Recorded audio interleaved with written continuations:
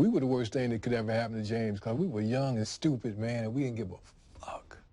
Before the show, we had this thing, Frankie, myself, Chicken, Chopper. What we would do was we would crush up 2 or 3 orange sunshine and put it in whatever we're drinking, and we would pass them around, you know. Orange Sunshine was the name of maybe the most popular version of LSD known to man. And so, you know, we back there getting high, and next thing you know, out of the clear blue, James Brown comes over to join us. And, you know, James' whole thing was no drugs. He had fired people for getting high and stuff. So he comes over and he says, "Hit me." And it's like, "Nah," I said, you don't want none of this. And he's like, "Give it, give it." So I'm saying to myself, do I give it to him? Yeah, give it to him. So he starts just going at it. He's drinking, and he ain't giving it back, and ain't nobody saying stop. And we just standing there amazed. So when he gets finished, we go in to play the set. And James didn't know it at the time, but he was tripping out of his freaking mind. He was smiling like a chess cat, for real, you know. It got him. He did some way out dance. Then he did this new thing called a moon.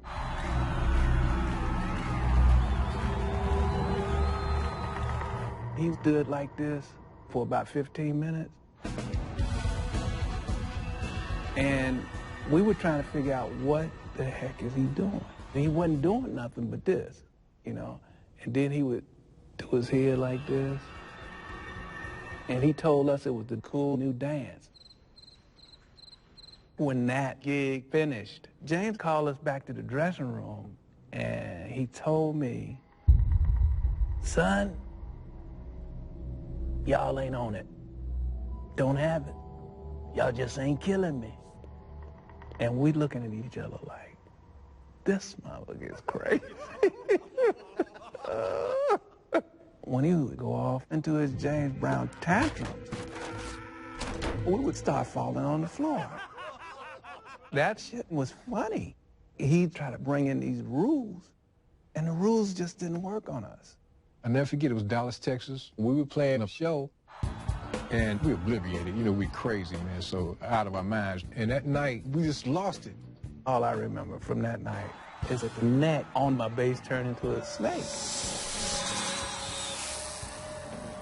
And I looked at it, and it looked back at me.